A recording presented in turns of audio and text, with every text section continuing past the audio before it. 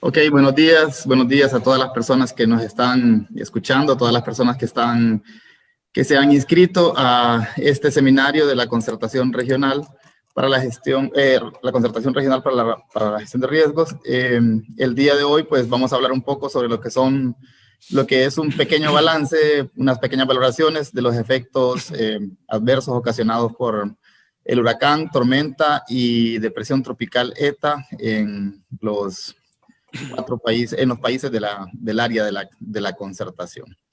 Bienvenidos y bienvenidas. Vamos a estar transmitiendo este evento a través de las redes sociales, a través del Facebook. La gente que no se ha logrado conectar por Zoom, pues les invitamos a que se conecten a través del Facebook. A continuación vamos a dar unas palabras de apertura. Vamos a dar las palabras de apertura a nuestro secretario ejecutivo, el señor Denis Meléndez, quien está desde Managua, Nicaragua, para que nos hable como máxima autoridad en la concertación. Adelante, don Denis. Buenos días, muchísimas gracias. Creo que es importante destacar que en este momento vamos a compartir información muy importante acerca de lo que nos ha ocurrido en la región centroamericana y por favor les animamos a que se mantengan todo el tiempo intentando conocer esta información y al final vamos a tener un intercambio de ideas relacionadas. Reitero las gracias y continuamos con el programa. Muy bien, muchas gracias, colega Denis.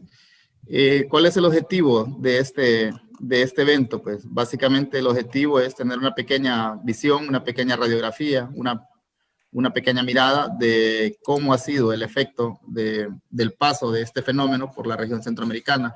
Sabemos que la región centroamericana es una región altamente vulnerable, aunque oficialmente no ha sido declarada como tal. Hemos visto el accionar de los gobiernos, el accionar de Naciones Unidas, el accionar de las instituciones. Hemos visto el tema de las alertas, que se han dado. Y el día de hoy pues vamos a tener algunas valoraciones, si fueron oportunas, si fueron correctas, desde el abordaje de cada una de las mesas, de cada uno de los países. Ese básicamente es el objetivo de este evento. Para esto, pues, nos van a estar acompañando el señor secretario ejecutivo de la concertación, el señor Denis Meléndez, desde Managua, Nicaragua. Nos va a estar acompañando el ingeniero Dimas Alonso Mercado, quien es el coordinador de la Mesa Nacional de Incidencia para la Gestión de Riesgos. La ingeniera Nancy Ugarte, que es la oficial de acción humanitaria de la Mesa Nacional para la Gestión de Riesgos de Nicaragua. El señor Marco Vinicio López, quien es el oficial de acción humanitaria de la Mesa Permanente para la Gestión de Riesgos de El Salvador. Nos va a estar acompañando también nuestro colega Gil Pintín, que es el coordinador del proyecto de respuesta de la concertación regional de San Salvador, y su servidor. Para comenzar, entonces, vamos a ver una pequeña reseña de lo que fue el paso de esta tormenta por Centroamérica, y vamos a pedirle a Alejandro a ver si nos comparte la primera presentación, por favor.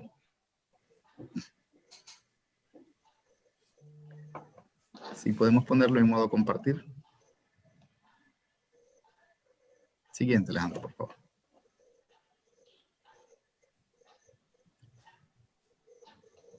Siguiente diapositiva.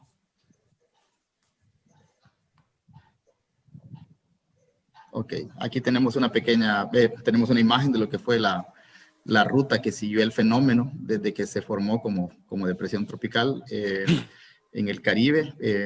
Donde están los puntos rojos, pues es donde ya tenía categoría de un huracán, llegó a las costas nicaragüenses como un huracán de categoría mayor, y hizo su ingreso como un huracán categoría 4, se degradó, atravesó Honduras y salió hacia el Mar Caribe y continuó por el Caribe, fortaleciéndose nuevamente como tormenta tropical. Siguiente, por favor. El 28 de octubre, pues, el Centro Nacional de Huracanes y Servicios Meteorológicos, tanto de Estados Unidos como los Servicios Meteorológicos Nacionales, cuando hablo nacionales me refiero a los de los países de la región centroamericana, comenzaron a monitorear este sistema, ¿verdad? Todo apuntaba que a medida que pasara el tiempo, pues iba a ir evolucionando hacia un ciclón tropical. Sin embargo, a pesar de que en la presentación nosotros tenemos 28 de octubre, pues el monitoreo de este evento realmente comienza mucho antes, cuando comienza a formarse como una zona de baja presión. Siguiente, por favor. El 31 de octubre, de ese día, las imágenes de satélites y microondas confirmaron que se había formado una baja presión en el centro, por lo que el Centro Nacional de Huracanes comenzó a emitir varios avisos sobre que ya era una depresión tropical. Número 29, de 6 horas después, ya teníamos confirmación de que ya había evolucionado rápidamente de ser una depresión tropical a una tormenta tropical. Siguiente. Eso fue el 31 de octubre. Luego de ser una tormenta tropical, ETA comenzó a intensificarse rápidamente, es decir, sus bandas de nubosidad eran bastante grandes, era un fenómeno bastante fuerte. Las temperaturas en esa parte del Caribe estaban bastante cálidas, pues esto hizo que el fenómeno se fortaleciera bastante, ¿verdad?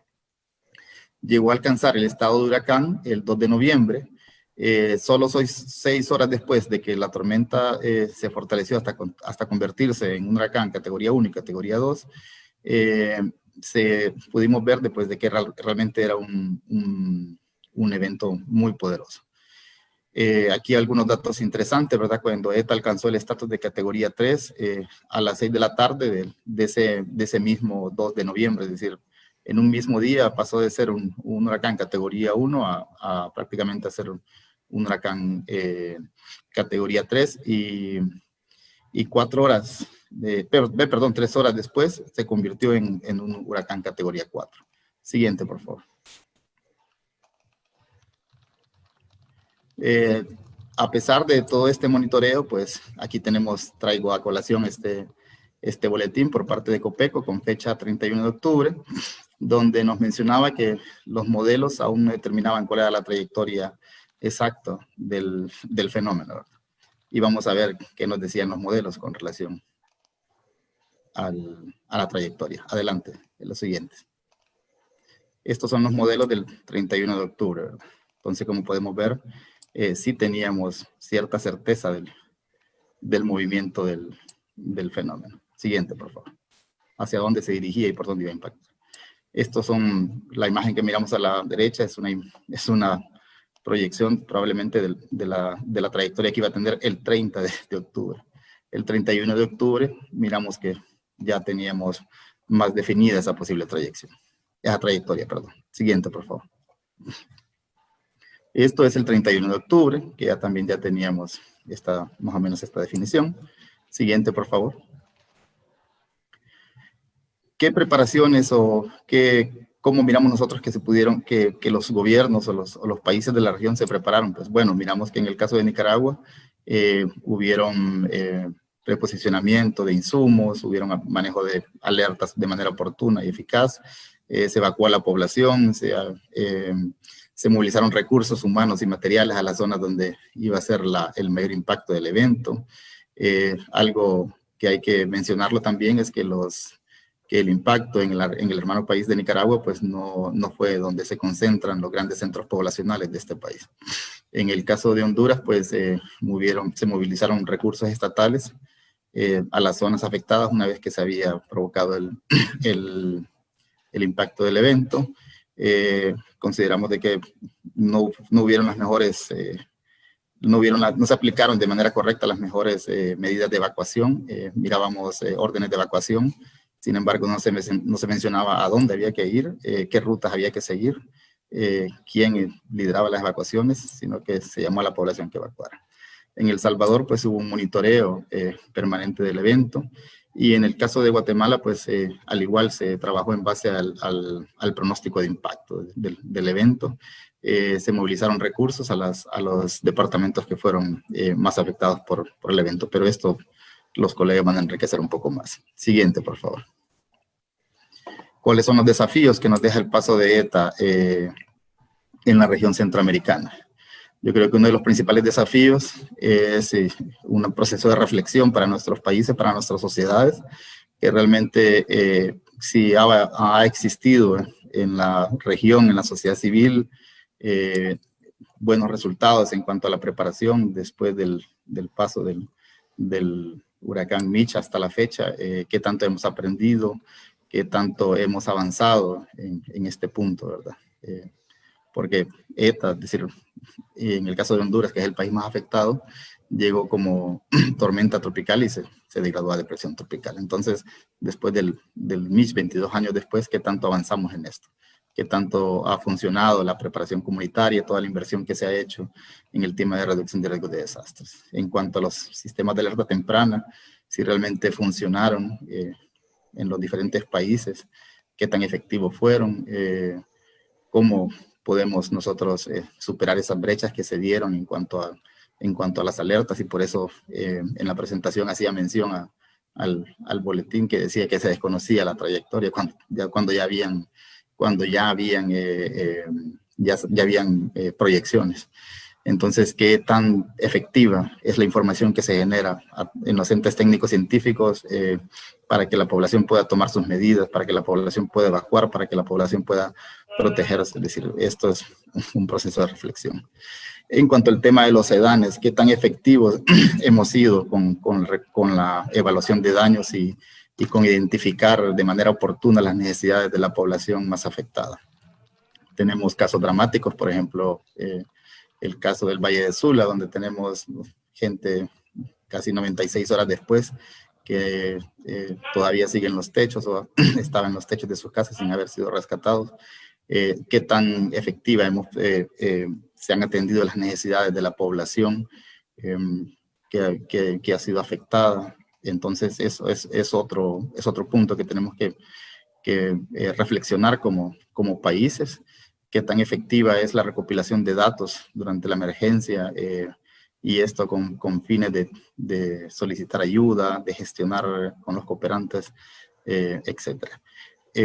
Yo aquí me quedaría, ya que mis colegas van a enriquecer un poco más las valoraciones por parte de cada uno de los países.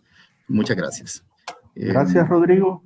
En estos momentos tenemos la participación de la Mesa Nacional de Incidencia a la Gestión de Riesgos de parte de Honduras, recordándoles a los panelistas que tenemos únicamente 10 minutos para cada uno. Entonces, con usted, don Dimas Alonso Mercado, coordinador de la MNGR.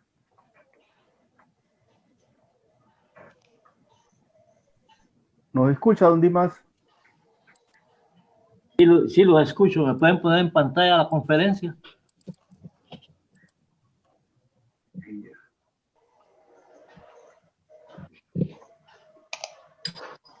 Bueno, muy buenos días a todos. Haré un recuento muy breve de lo que ha pasado en Honduras. En primer lugar, al final nosotros fuimos afectados por la depresión tropical ETA. Este punto es fundamental porque yo les voy a comentar que yo tengo 22 años de estar luchando en mi país y fuera de Honduras, que Honduras fue afectada por el huracán Mitch y la tormenta tropical Mitch, pero no, toda la gente menciona el huracán Fifi y eso definitivamente deforma los conceptos y deforma los conocimientos. La siguiente. De la población afectada al día de ayer, a las 12 del día teníamos 2.082.885 personas, o sea, el 22.34% de personas afectadas. 16 horas después, al corte de hoy, a las 4 de la mañana, ese número ascendió a 600.000 personas más.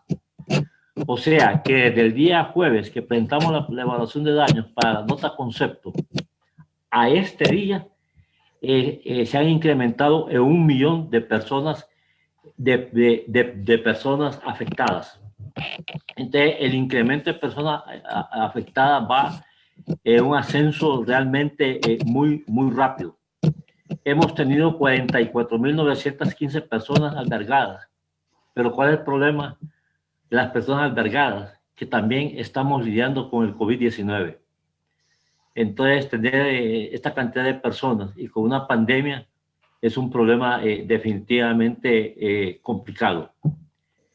En ese momento, hasta ayer, se habían evacuado 88.000 personas y las personas rescatadas al día de ayer eran 50.000. Al día de hoy, a las 4 de la mañana, ya eran 58.000 personas rescatadas. Los fallecidos tenemos 58 personas. Pero sí quisiera que le pudiéramos atención al dato de viviendas afectadas. 16.751, que ahora está más de 17.000 viviendas afectadas. Estas viviendas afectadas generalmente fueron inundadas, ¿verdad? Esto ha generado un grave problema porque la gente perdió todos sus enseres domésticos. Perdió desde sus camas, sus refrigeradoras, sus cocinas, su cocina y su ropa y todo eso. Entonces, el número de viviendas afectadas se ve un número muy frío, 16.751. Pero cuando uno analiza lo que ha perdido cada persona en seres domésticos, la situación se vuelve más compleja. Esto significa que a las personas les pueden dar una bolsa de comida y van a tener que dormir en el suelo o están durmiendo en los patios de las gasolineras.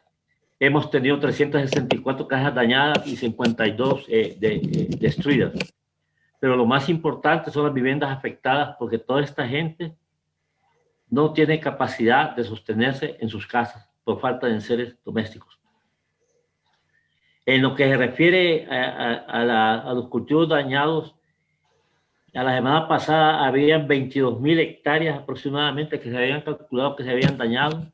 Sin embargo, ya hoy salió la noticia que también en el norte de Honduras se habían perdido también 15.000 toneladas de naranja. De los 18 departamentos, 17 departamentos fueron afectados.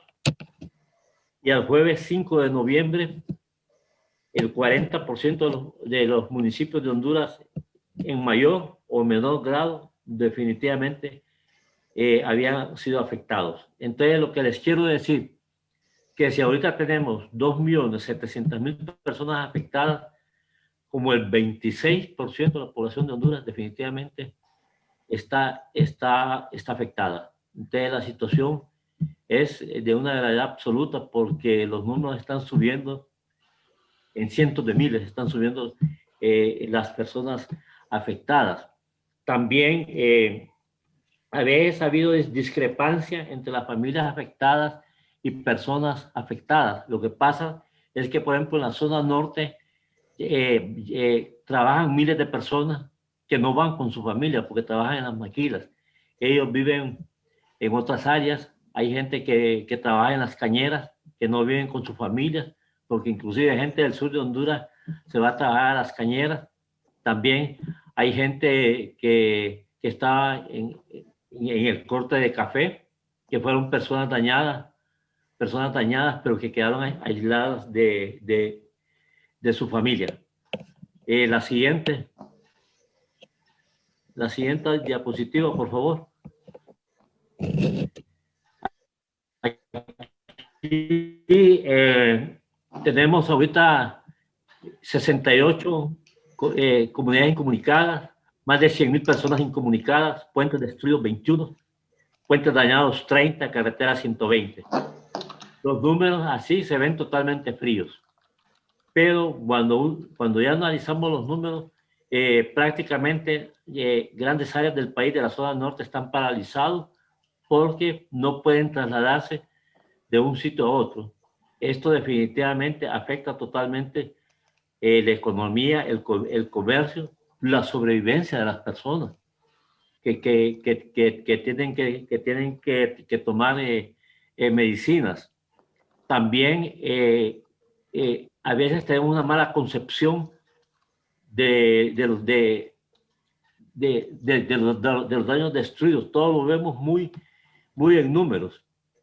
Pero yo lo voy a decir, por ejemplo, un puente dañado, un puente destruido que costó $100,000, realmente, ¿cuánto costó? Costó $100,000 porque se destruyó. Hay que gastar $150,000 para construir ese puente. Ya llevamos $250,000. Y esos $150,000 que vamos a usar en ese puente, le hemos quitado la oportunidad a otra comunidad para que tenga acceso. Entonces, la pérdida de un puente de $100,000 se puede duplicar, triplicar hacia el final. Sobre las carreteras afectadas, hemos tenido muchos derrumbes, y esto pues ahorita se está trabajando en esta situación, pero sí, bueno, el país de por sí que estaba paralizado por la pandemia, pero esto sí ha venido definitivamente a complicar la vida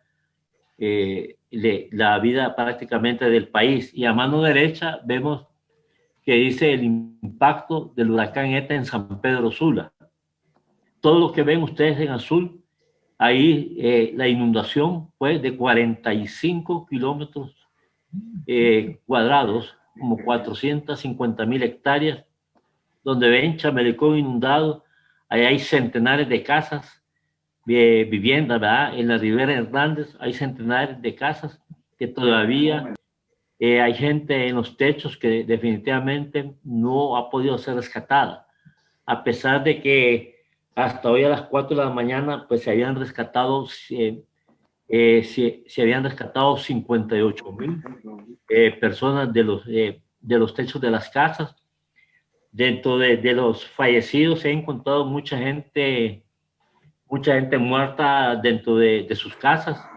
Aparentemente fue una inundación muy disculpe, rápida. don Dimas, solo le quedan 2 minutos. Sí, y solo quiero recordar una reunión que estaba ahí de Denis, creo que fue la semana pasada, y le comenté que un puente se había caído. El puente Pimenta se había caído, y le expliqué que por ahí estarían pasando 10,000 metros cúbicos por segundo de agua. Y le expliqué también que prácticamente la seguridad del valle estaba en una situación crítica. En una situación crítica. La siguiente. Bueno, y ahí pueden ver gente, la anterior, gente que todavía se sigue rescatando en lanchas, gente que están en los techos de sus casas, gente que tiene sus casas totalmente destruidas. La siguiente. ¿Qué se ha hecho? Bueno, se ha hecho mucho enfoque en los rescates aéreos, marítimos y terrestres, porque realmente esa ha sido la prioridad, las evacuaciones, la evaluación de los daños, el manejo de albergues y el COVID-19, pues se ha puesto mucha atención. La entrega de asistencia humanitaria, se le rinde las gracias realmente a la República de El Salvador, porque envió casi 100 camiones con decenas de toneladas de ayuda, que eso ha ayudado enormemente. Ya se están haciendo gestiones de recursos para la respuesta y construcción. Se están construyendo accesos provisionales en zonas que fueron puentes dañados o destruidos, porque es urgente pues que haya movilización de la población. La siguiente. Bueno, se ha hecho mucha recolección privada de víveres, se ha trabajado en saneamiento ambiental. La red humanitaria ha estado en reuniones para conseguir, para gestionar fondos internacionales, y las mesas territoriales han estado activadas durante la emergencia a través de sus miembros, ya sean jurídicos o naturales. Solamente, muchas gracias. Y la última, la última, todavía tenemos gente aislada en los bordos. Ustedes ven este bordo que hay agua a ambos lados, ¿verdad? Ustedes pueden ver el aeropuerto internacional, que el nivel casi fue similar al huracán Mitch. La OPS, la OMS, pues está en un apoyo completo en los albergues por el problema del COVID-19. y pueden ver los periódicos, toda la ayuda que se requiere. Y para finalizar, solo quiero hacer un acto de reflexión. La última, por favor. Bueno, han pasado 2 décadas. Realmente hay que hacer una revisión. Hay que hacer una evaluación completa. ¿Qué tanto hemos hecho en estos 22 años? ¿Qué cosas hemos hecho? ¿Qué hemos hecho bien? ¿Y qué es lo que debemos de mejorar? Realmente es urgente, porque se hicieron muchos preparativos en Honduras y aún así el impacto fue grande. Miles de personas hechos de las casas, ¿verdad? Y también nunca tuvimos idea de que podíamos tener 2 eventos tan grandes como ser inundaciones de este calibre y una pandemia. Entonces, la lección aprendida es que hay que hacer una evaluación detallada. Muchas gracias. Gracias, don Dimas. Ahora que seguimos con la presentación de la Mesa Permanente de Gestión del Riesgo con el compañero Marco Vinicio López, oficial de Acción Humanitaria de la Mesa Permanente de Gestión del Riesgo de El Salvador. ¿Estamos preparados, compañero Marco? Correcto. Bueno, buenos días a todos y a todas. Primero, solidarizarnos con los países de Guatemala, Nicaragua y Honduras por el impacto sufrido pues, a través de este evento, ¿verdad? Como mesa vamos a compartir cuál fue el nivel de afectación. Aquí en nuestro país sabemos que fue el país menos afectado, pero también hubieron algunos daños. Siguiente, por favor.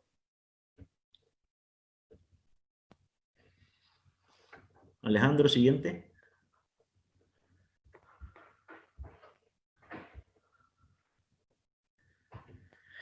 Bueno, previo a la entrada a la región de este huracán, depresión y tormenta, la noche del 29 de octubre, también nosotros como El Salvador, en el municipio de Nejapa, fuimos sorprendidos pues, por un desprendimiento de tierra, lodo y rocas, que afectó directamente a 110 familias en los caseríos de Los Angelitos 1 y 2. Eso fue la noche del 29 de octubre. Este evento dejó como resultado 9 personas fallecidas, una persona desaparecida pues, y 160 familias afectadas directamente. Ahí hay unas imágenes del impacto que fue este evento. Adelante, Alejandro. El siguiente. Lo ocurrido en este municipio, ahí pueden ver ustedes las rocas de gran tamaño, pues viene a demostrar también la falta de coordinación que hay en la Dirección General de Protección Civil, ya que no hay una coordinación directa entre la Comisión Nacional, la departamental y la municipal. Por ahí, bueno, se vieron incluso algunas situaciones bien difíciles, pues, entre diferentes instancias del sistema. Adelante. En lo que es ya el huracán ETA, pues nosotros el día 3 de noviembre se declara alerta roja. Decir de que el día 1 de noviembre se declaró alerta verde y alerta amarilla. El 2 de noviembre se declara alerta naranja y el día 3 de noviembre pues se declara alerta roja a nivel nacional, que aún nos mantenemos. Siguiente. Ahí hay un mapa, es un estudio que se hizo en el 2016 por el Banco Interamericano de Desarrollo, en el cual se identificaron en aquel momento 41 localidades que son especialmente en riesgo por inundación. Es decir, de que estos lugares todavía se mantienen. Es poco lo que se ha hecho para prevenir esta situación. Adelante. Como producto de la afectación, tuvimos la caída de árboles, postes de energía, como producto de los fuertes vientos. Estos afectaron en menor grado a algunas viviendas. Adelante.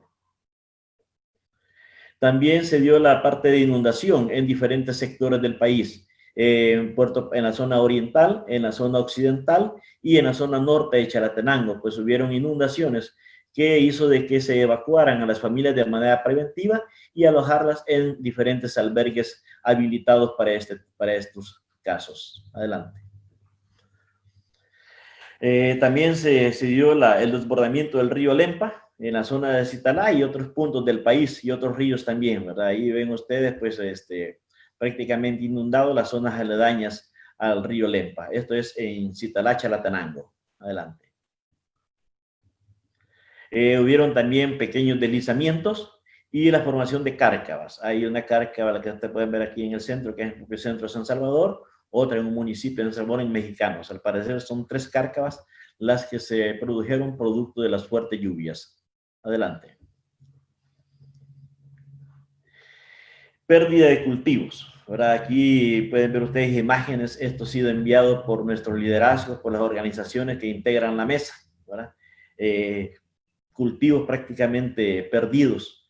En algunos casos, pues, fueron de las familias que fueron apoyadas con el proyecto de este último de tormentas tropicales, ¿verdad? Entonces ahí tenemos pérdidas, aunque el sistema como tal no reporta ningún daño en la cuestión de cultivo.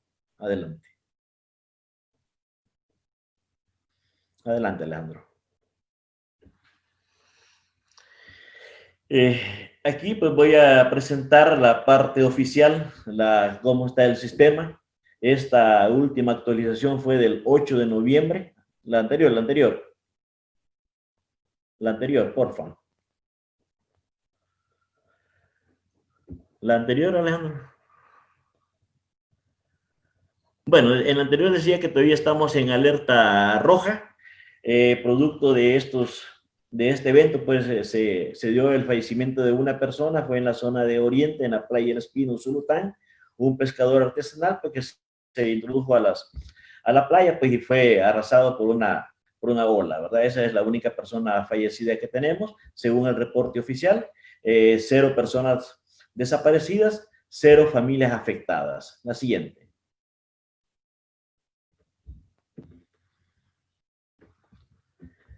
En este es sobre la cuestión de los albergues. El gobierno había informado previamente que había habilitado, que había preparado 1.152 albergues. 552 eran centros escolares, los demás casas comunales, polideportivos y otros lugares, iglesias y otros lugares que prestaban ciertas condiciones. De estos 1.152, 56 fueron utilizados, fueron albergados, ¿verdad? Fueron aperturados como albergues, y en ella pues se instalaron a 2.664 personas en esos 52 albergues. Ahí hay un mapa en donde refleja pues el número de albergues, ¿verdad? El número de albergues utilizados en cada uno de los departamentos, y a mi derecha hay un cuadro en donde se menciona pues el departamento y el número de personas que estuvieron albergadas. Siguiente.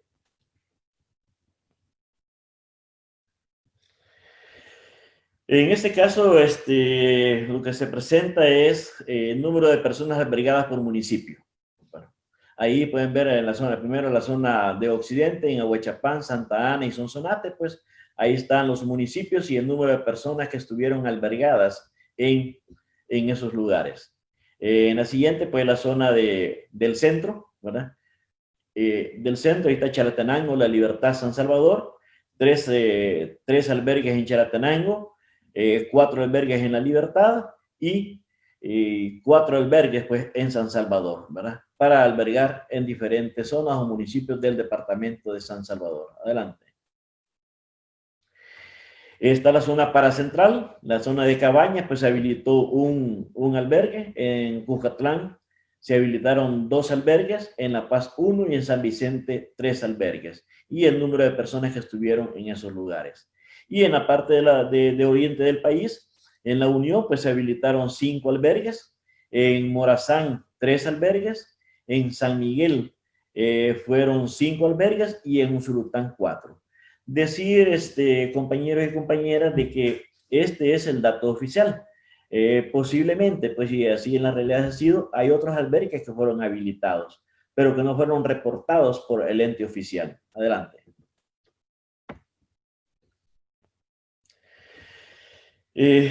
Durante este evento se atendieron 230 eventos atendidos, dice. Estos eventos se refieren a árboles caídos, deslizamientos, cárcavas, postes de energía eléctrica, postes telefónicas, inundaciones y ramas caídas. Ahí cada uno de los colores pues da para cada una de las variables, ¿verdad? Ahí está el mapa también en donde se presentaron. Así podemos observar que hay dos colores que sobresalen más, que son el verde, árboles caídos, y el negro, que son deslizamientos, ¿verdad? Y los otros fueron en menor cuantía, ¿verdad? Estos son los eventos que fueron atendidos, reportados por el sistema. Adelante. Y en la parte de los cultivos, paradójicamente, este lo traía a colación, porque el ente oficial pues reporta 0 daños en cultivos. Sin embargo, nuestra población, nuestras organizaciones, nuestras comunidades nos están reportando. Pues hoy en la mañana que tenemos aquí la asamblea de la membresía, pues alguna organización en la zona de la Libertad nos decían de que familias de las que participaron en el proyecto Tormentas Tropicales prácticamente ha perdido el 75% del cultivo del frijol, ¿verdad? Eso es un poco delicado, digo, pues porque en la práctica nuestro liderazgo reporta pérdidas, pero el ente oficial dice que no hay ningún daño y pérdida. Adelante. Las acciones realizadas por la mesa permanente. En primer lugar, fueron la activación de los protocolos de actuación, ¿verdad? El monitoreo de sitios oficiales, el MAR, la Dirección General de Protección Civil, medios de comunicación escrita y digital. Decirles de que una de las principales dificultades que hemos tenido ha sido tener la información al día, ¿verdad? En el sentido de que hay mucha centralización, ¿verdad? Si nosotros buscamos en la página de la dirección, lo único que encontramos es la declaratoria de alerta. Y en el MAR, los pronósticos, pero no hay mayor información. En ese sentido, también el gobierno habilitó un sitio que es emergencia.mar.gov.sb, en el cual, en teoría, deberían ir actualizando día a día la información. Pero pasaban, bueno, la presentación que hice es hasta el 8 de noviembre, pues a las 7 de la noche que actualizaron. Hasta el momento no hay otra actualización. Otras de las acciones, pues la elaboración de informes de situación, infografías, boletines, los cuales han sido compartidos en nuestras páginas. Y organizaciones de la mesa, pues en primera línea, ¿verdad? Ahí tenemos a Comando de Salvamento, Cruz Verde, que han estado ahí, pues en el lugar de los hechos, ¿verdad? Y también se han trasladado, pues a nuestros hermanos países de Guatemala y Honduras, pues para también prestar su ayuda en esos lugares. Así es, compañeros y compañeras, un poco la situación de El Salvador, como vemos, ha sido el país menos afectado, ¿verdad? Entonces, agradezco. Bueno, gracias, compañero Vinicio. Ahora en estos momentos tendremos la presentación de la Mesa Nacional de Gestión de Riesgo por nuestra colega Nancy Ugarte Núñez, oficial de Acción Humanitaria de la Mesa. ¿Estamos listas, Nancy? Buenos días, mientras van poniendo la presentación. No se te escucha mucho, Nancy. Buenos días, creo que ahora sí me escuchan. Aumenta un poquito. Bueno, buenos días a todos y todas. No se te escucha mucho.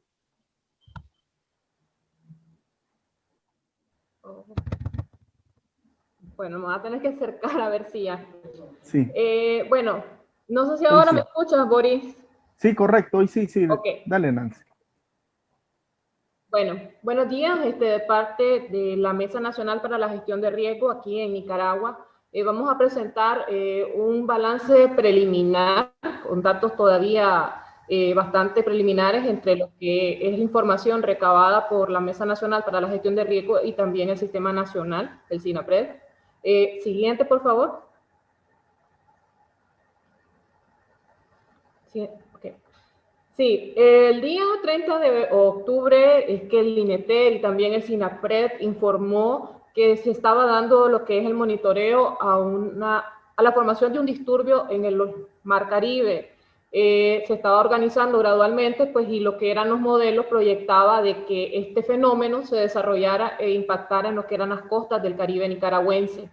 Ese mismo día, cabe señalar de que iniciaron todas las acciones de preparación para evitar lo que era el daño a las personas.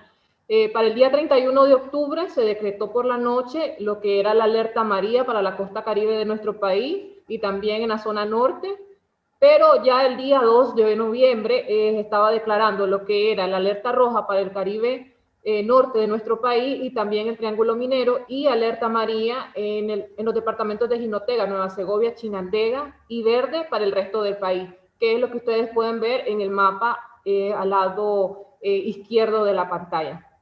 Siguiente, por favor. Bueno, esta trayectoria que se ve en la pantalla fue presentada el día 2. Bueno, ETA entró en lo que es la costa nororiental de nuestro país como un huracán de categoría 4. El día 3 de noviembre, alrededor de lo que fueran las 3 de la tarde, entre los poblados de Bilwi y Jaulover, ahí en Puerto Cabezas, se fue desplazando lentamente, mientras pues también fue ocurriendo un debilitamiento de este fenómeno que inicialmente pues impactó con vientos de hasta 200 kilómetros por hora y lluvias muy intensas. Entonces, lo cual dejó a su paso una serie de afectaciones tanto a lo que eran las viviendas, infraestructura, estamos hablando de caminos, puertos, también a los medios de vida, tanto de las zonas pesqueras como también de los diferentes cultivos. Para el día 30, toda la zona de los Cayos Misquitos ya había sido evacuada y también lo que eran las comunidades que se encontraban cercanas al río Coco, que es en el límite entre Nicaragua y Honduras. Siguiente presentación, por favor.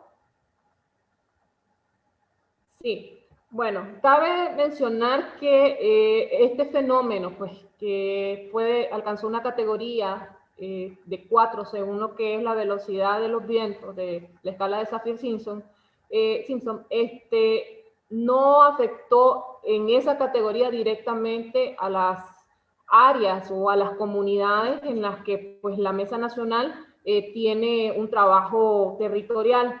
Sin embargo, estas comunidades que se encuentran principalmente pues, en la zona norte de nuestro país recibieron el impacto como tormenta tropical. Entonces, según todos los informes que hemos recibido, se recibieron lluvias intensas, vientos huracanados, también deslizamientos, inundaciones, crecidas de ríos, crecidas de quebradas, de riachuelos, destrucción de puentes, destrucción también de diferentes medios de vida de las familias, de viviendas. Hubo colapso de viviendas, de letrinas, contaminación de agua potable, de pozos, de acueductos también comunitarios fueron destruidos parcial o totalmente. Y también desde que se realizaron las primeras acciones de preparación a través de los comités locales que fueron activados por el gobierno y también los municipales, las organizaciones que se encuentran en el territorio se activaron y se integraron a esto. Bueno, ellos ya son parte pues de estos comités, pero se activaron desde los primeros momentos pues, que se tenía el pronóstico de la llegada de este fenómeno. Entonces, parte de las acciones de prevención y también de atención y de respuesta fue que participaron en las sesiones de trabajo de los comités, realizaron lo que eran visitas a los puntos críticos para ir evaluando la subida de los ríos, para ir también evaluando si era necesario evacuar algunas comunidades, ya que pues, en los primeros momentos de que este fenómeno se encontraba ya en territorio nicaragüense, en la zona norte todavía no se empezaban a ver tantos daños, pues habían lluvias, pero en ese momento no teníamos pues ese registro. Entonces, el monitoreo permitió ir vigilando qué situaciones se estaban dando e ir tomando pues decisiones al respecto junto con lo que eran las autoridades locales. Siguiente.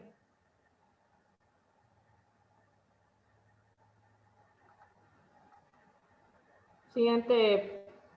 Ok. Sí, bueno, no sé si se... Ahí está. Sí, bueno, ven imágenes que era de parte de la que eran la activación de los protocolos, tanto del Sistema Nacional como de la Mesa Nacional para la Gestión de Riesgos. También cabe señalar de que se realizaron evacuaciones oportunas de las diferentes comunidades que se esperaba fueran afectadas y que estaban en la trayectoria de este fenómeno, y también hubo un preposicionamiento de recursos y de medios. Siguiente.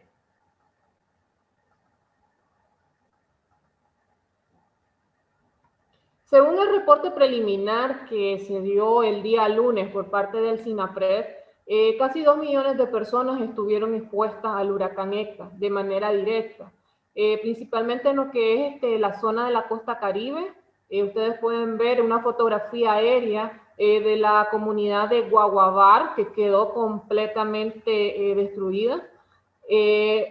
Y también estos reportes indicaban de que en la zona del Triángulo Minero, en Nueva Segovia y también en Jinotega y Chinandega, pues se tuvo afectaciones mayormente. Pues también nosotros pues hemos estado monitoreando los diferentes medios, y en la zona de Rivas también se tuvo bastantes afectaciones producto de que ETA hizo un efecto sobre el Pacífico y permitió el ingreso de humedad a nuestro país. Entonces tuvimos afectaciones tanto en la costa Caribe, en el norte de nuestro país, pero también a lo largo de lo que es la franja del Pacífico.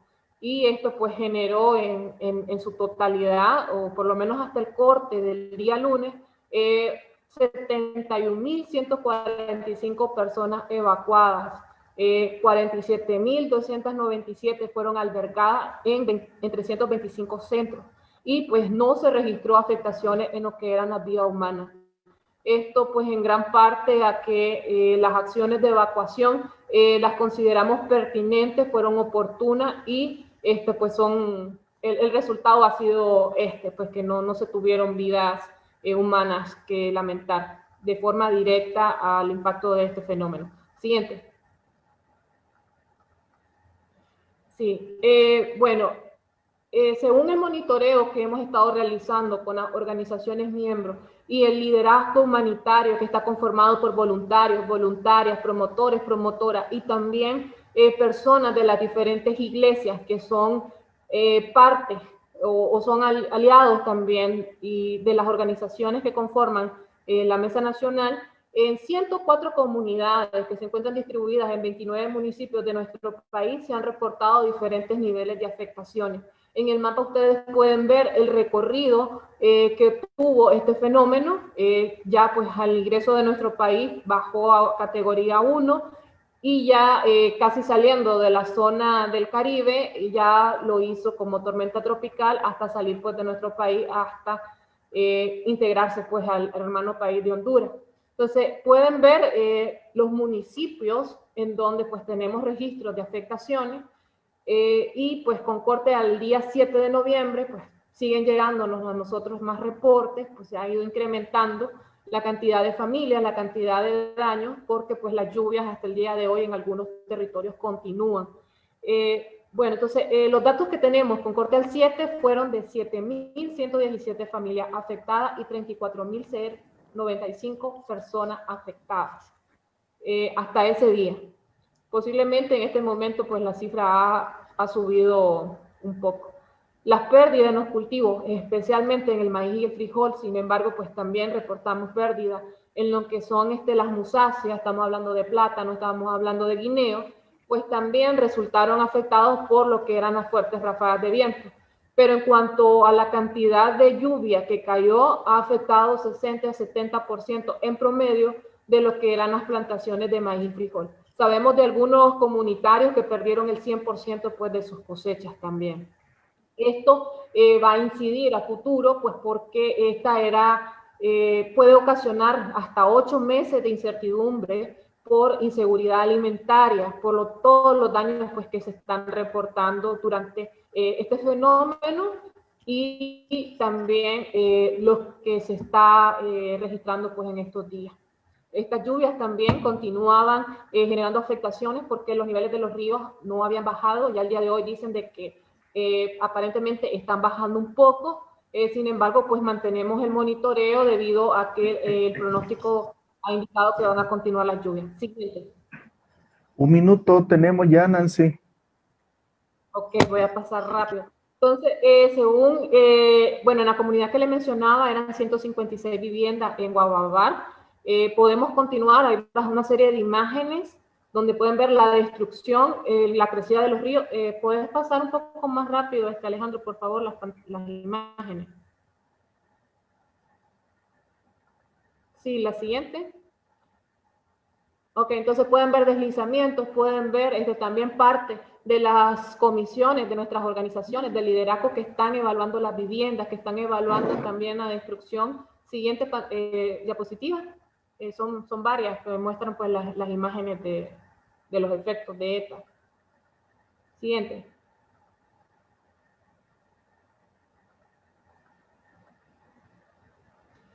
Sí, siguiente. Pueden ver también las crecidas de los ríos. Pueden ver la destrucción de las letrinas, de los pozos, también de todo lo que son los caminos. Pueden ver que hay comunidades que se encuentran sin acceso. ¿Puedes seguir, Alejandro, por favor, hasta que llegues a unos datos? Siguiente. Okay. Esto también son los caminos que ha reportado el MTI de las comunidades que se encuentran afectadas. Esto pues son de las pérdidas de las cosechas. Ya pues están haciendo nuestros comunitarios evaluación. Parte de los reportes que aún no teniendo energía eléctrica los han hecho llegar con una fotografía por SMS. Siguiente, por favor.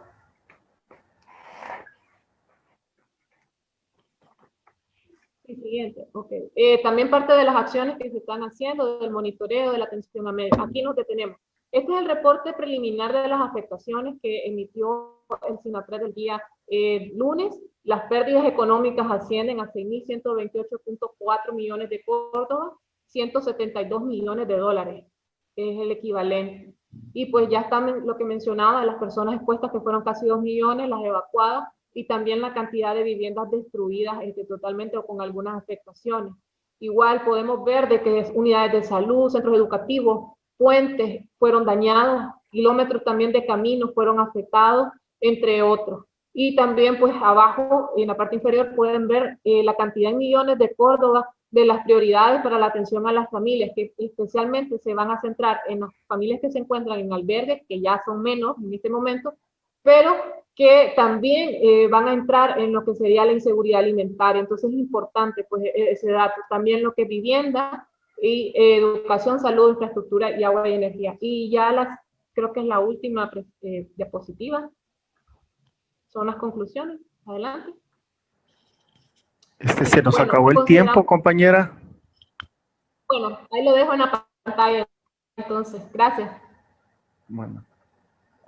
Bueno, compañeros y compañeras y amigos míos de la Concertación Regional para la Gestión del Riesgo y las diferentes mesas nacionales, si quieren hacer sus preguntas, las pueden realizar por el chat en pantalla o las pueden hacer por Facebook Live. En estos momentos vamos a decir las lecciones aprendidas que va a estar a cargo el compañero Denis Méndez Alonso, secretario ejecutivo de la Concertación Regional para la Gestión del Riesgo. Adelante, compañero Denis.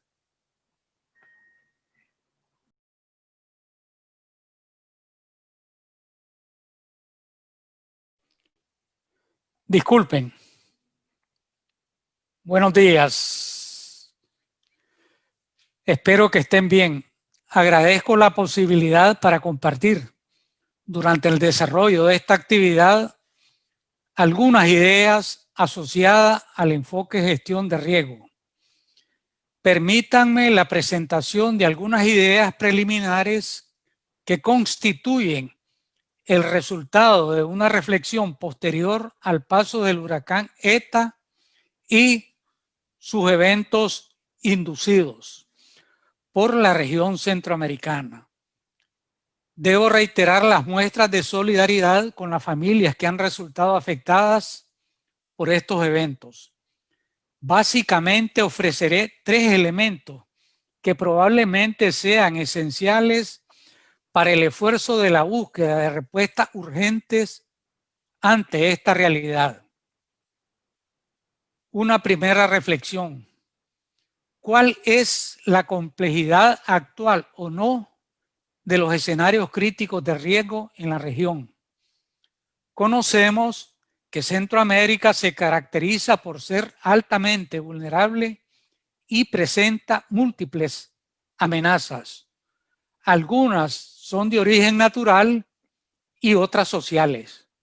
También tenemos la información que brinda la literatura que los seres humanos contribuimos durante el proceso para la construcción social del riesgo. En consecuencia, es posible interactuar para la adopción de normas que tributen al proceso de deconstrucción social del riesgo.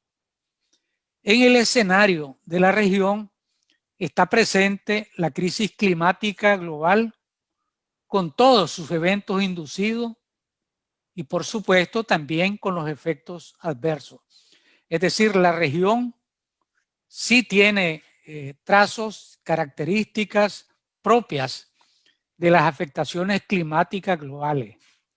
También debemos reconocer que la crisis mundial sanitaria llegó y está presente en Centroamérica.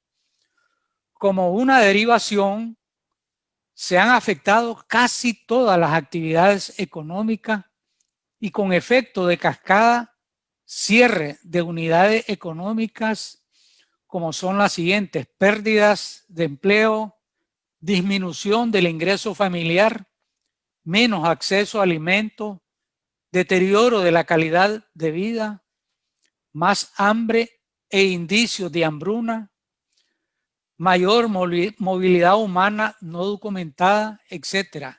Es decir, el escenario resulta excesivamente complejo.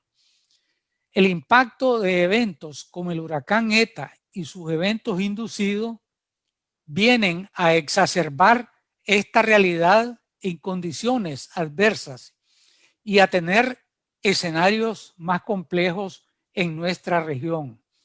Es probable que una lección sea la búsqueda urgente y adopción de los paradigmas emergentes para una contribución óptima.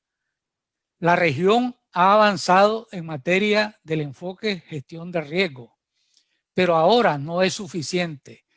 Uno de los colegas expresó que no se siente muy animado con relación a los resultados que hemos tenido durante la semana pasada, pero creo que la inversión realizada en materia de gestión de riesgo, es cierto, demanda de más recursos, pero evidentemente la respuesta está ante nuestros ojos.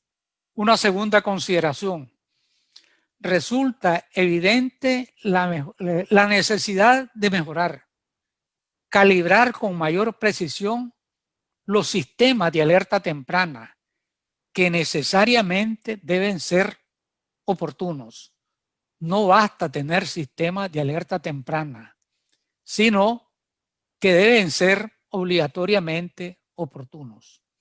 Resulta insuficiente tener mapas con los colores de una alerta cualquiera que sea el nivel de la amenaza. No nos sirve de mucho. Con el desarrollo tecnológico actual es posible un monitoreo en tiempo real de fenómenos como el huracán ETA. También algunos eventos inducidos. Quizás uno de los desafíos sea la aproximación de esa información a la población más expuesta, para quienes están en la primera línea del efecto adverso. Se debe dedicar, sin lugar a dudas, mayores energías y conocimiento para la educación ciudadana en esta materia. Resulta una necesidad esencial para la preservación y protección de la vida humana. Será oportuno el aviso si a la par hay y se adoptan las medidas urgentes para la protección de la vida de seres humanos y sus medios de vida cuando sea posible. La gestión oportuna del Sistema Nacional de Protección Civil en cualquiera de nuestros países será oportuna en la medida que moviliza a tiempo el personal para la actuación, dispone de todos los medios necesarios para hacer frente a las contingencias, lleva a cabo las acciones que tributen antes, durante y después del efecto adverso de un evento principal y tiene en cuenta también los eventos inducidos y actúa adecuadamente ante un escenario con múltiples condiciones muy, pero muy adversas. Es probable que una segunda lección aprendida sea la revisión urgente, tal como ha sido propuesta por Dimas Alonso y por Rodrigo, pero que esta adecuación sea en tiempo y forma de manera urgente, es decir, la búsqueda y adopción de paradigmas que se correspondan con los escenarios críticos de riesgo actuales y aquellos emergentes que sean considerados también. En tercer lugar, es necesario tener presente, enfocar con precisión, calibrar muy bien la demanda imperativa para que haya ordenamiento territorial.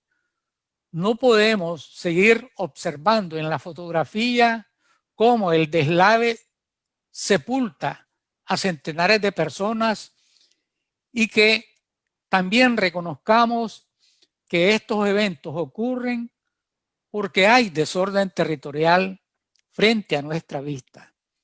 Las evidencias tras el paso del huracán ETA y sus eventos inducidos ofrecen elementos que deben llevar a la reflexión, a la revisión y ajuste de los planes locales y comunitarios. Un ejemplo que está frente a nuestros ojos es el siguiente. Hay modificación de uso de suelo según los estudios asociados a los efectos adversos del cambio climático. Eso lo conocemos. Conocemos que los bosques están siendo afectados por una voracidad, por actividad humana extractiva y de manera indiscriminada, bajo el pretexto que serán áreas que servirían, dicen, para la agricultura, pero sabemos que no. Esta actividad humana tiene una cantidad importante de efectos adversos. Entonces, ante una lluvia fuerte y sostenida, y no estoy hablando siquiera de un huracán, vamos a tener inundaciones donde con anterioridad no había mayor complicación territorialmente hablando. Generalmente está en la agenda la pregunta, ¿cuáles eventos inducidos? Por ejemplo, ante un huracán. La respuesta nos llevará a una tercera lección aprendida. Es parte de algo parecido a un menú que acompaña a un huracán. Vamos a tener, sin lugar a dudas, ráfagas de viento con velocidad alta y consecuentemente se convierte en una amenaza letal. También genera lluvias intensas con cantidades grandes de agua que derivan en inundaciones que a su vez van a derivar, valga la redundancia, en una cantidad importante de eventos que vienen a hacer el escenario un poco más complicado.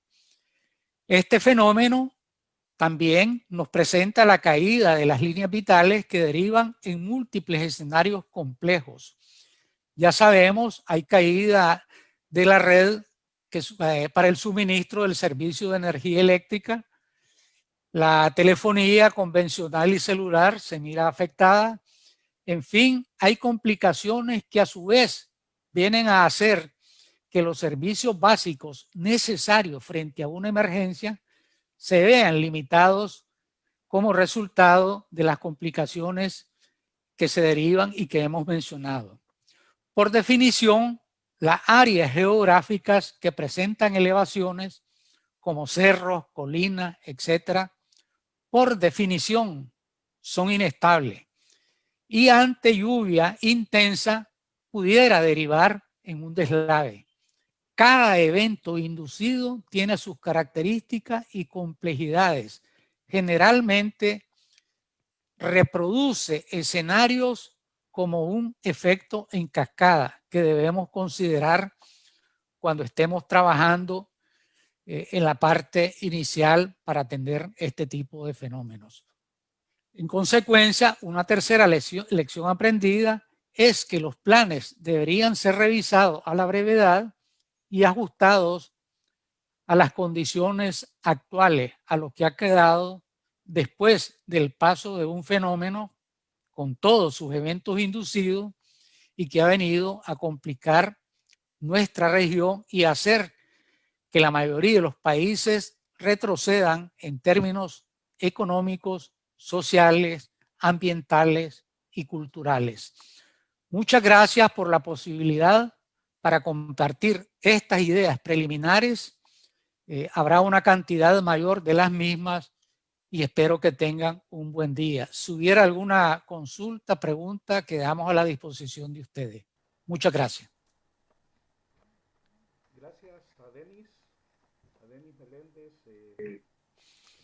secretario ejecutivo de la concertación, al hacer estas reflexiones de aprendizaje, lecciones de aprendizaje que nos ha dejado el huracán ETA. Ya tenemos por aquí algunas preguntas que están dirigidas de manera abierta, para lo cual vamos a pedir a los colegas panelistas poder dar sus respuestas en relación a estas preguntas que han formulado tanto Sandra Zúñiga. Disculpen, no logro escuchar. José Ramón. Preguntan si te escuchan. Y Antonio Díaz. Hola, hola, ¿nos escuchan? Hola. ¿Nos escuchan? Se escucha suave, Gil.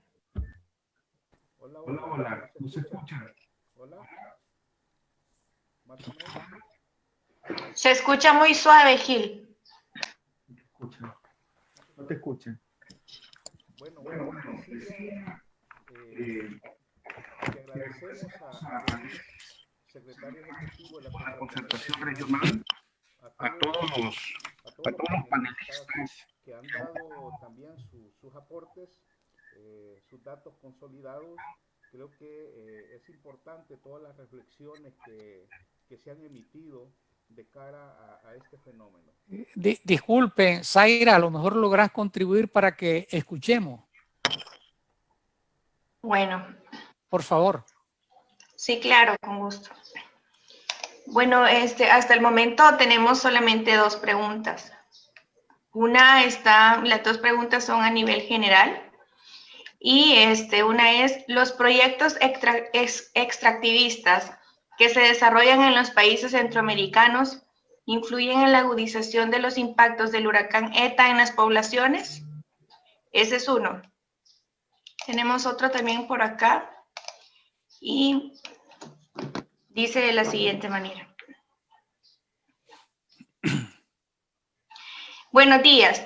¿Disponen de alguna información sobre la sobrepoblación con discapacidad afectada en las zonas donde CRGR desarrolla sus acciones? Esas son las dos preguntas. Los panelistas pueden pues dar respuesta según lo desean.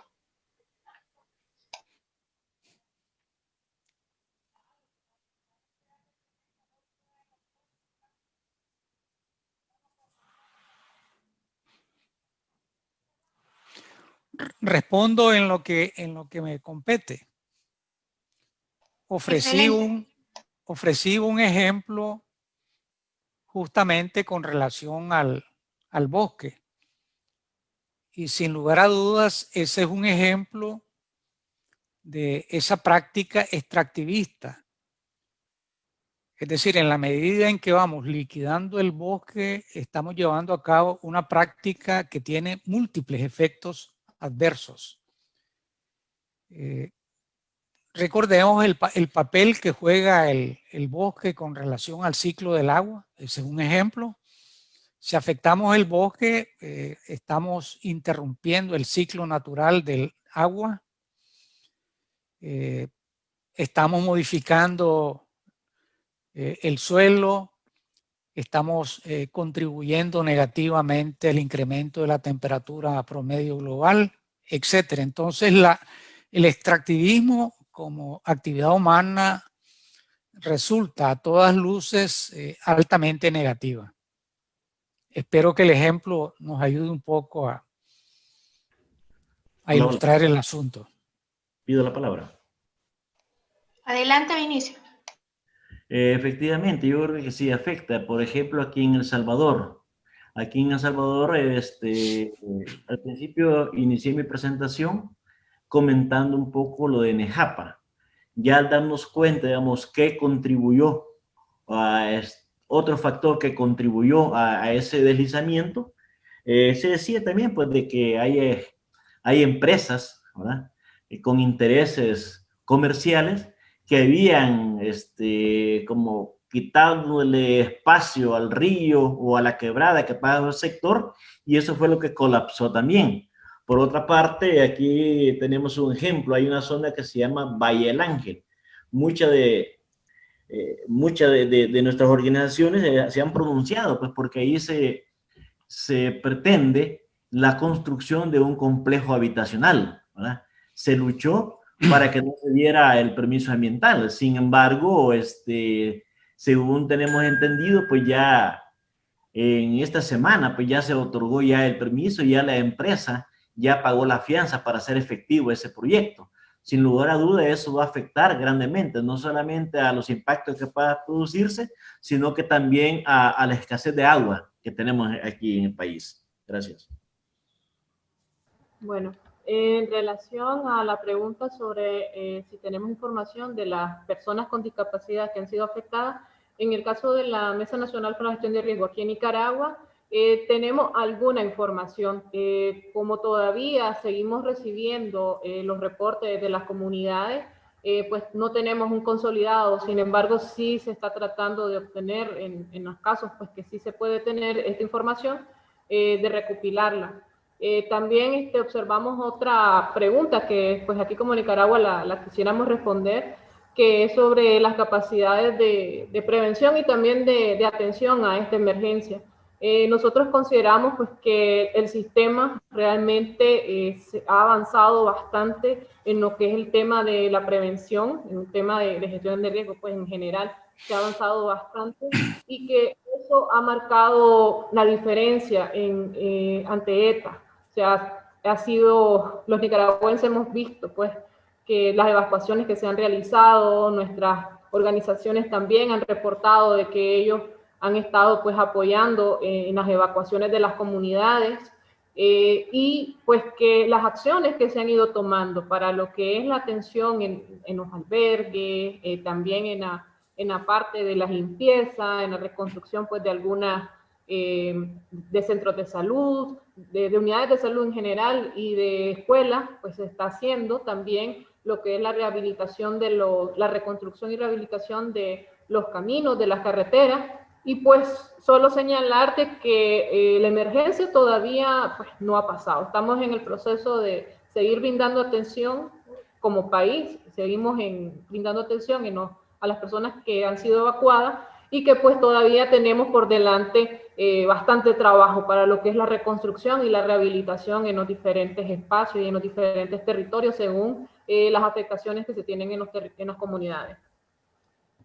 Sí, yo quisiera agregar en ese punto, con esa pregunta, efectivamente, la concertación, al igual que las mesas nacionales, pues está muy acorde con las nuevas tendencias en el mundo humanitario, que es el tema de visibilizar, visibilizar a las personas con discapacidad. Como lo mencionó mi colega Nancy, en este momento pues todavía se está en el proceso de recolección de información. Recordemos que la emergencia, pues recién no hemos salido todavía de la emergencia realmente.